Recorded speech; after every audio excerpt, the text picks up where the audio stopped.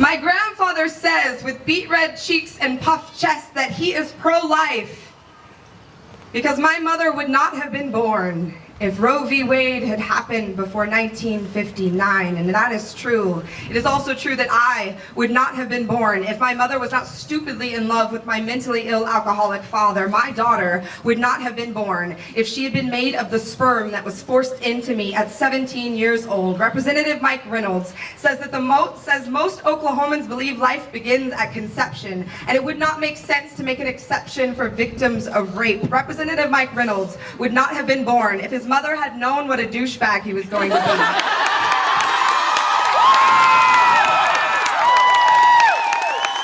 Just saying. Senators and representatives, you want to legislate personhood, and I think that is a fantastic idea.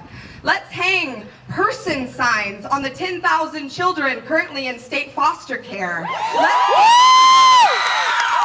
Let's give person papers to the undocumented workers that are keeping your lawns so emerald green. Grant personhood to gay couples who want to marry the person they love. Let's shower personhood all over the millions of working Americans that do not wake up thinking about when life begins. They think about how to pay their mortgage when their job was sent to China. They think about how to pay for their child's class pictures, uniforms, braces, leukemia. Let's make person-sized suits of armor for the transgender children trying to fit into a culture that refuses to recognize them. Let's write huge, bold letters. You are a person on the walls of inner city high schools, on the hospital beds of uninsured workers, on prison cell walls and truck stop bathrooms, on the tombs of soldiers killed for oil.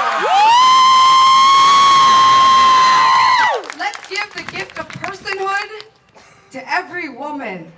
Let's tell her that her body is no longer a battleground. Her womb is not your campaign promise. Her bedroom, not your artillery. See, I think that most Oklahomans believe that legislators are hired to make laws that help the persons that already exist.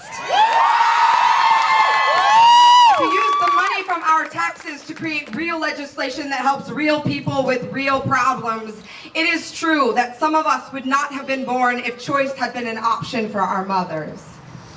It is also true that there are children who have lost their mothers in dirty basement clinics. Children who do not have clean drinking water. There are children who will never grow up to have children on purpose because there is a ghost where their violated womb used to be. It is true that no two people have the same religion, that no one knows why we are here or when it all began. It is true that the discussion of the origins of life is one of our most gorgeous dances. We all want to believe in a power so great that no life would ever be denied, that everyone will always be lifted up and nurtured, but that discussion should warm our living rooms, our churches, our philosophy classes, not our state capitol.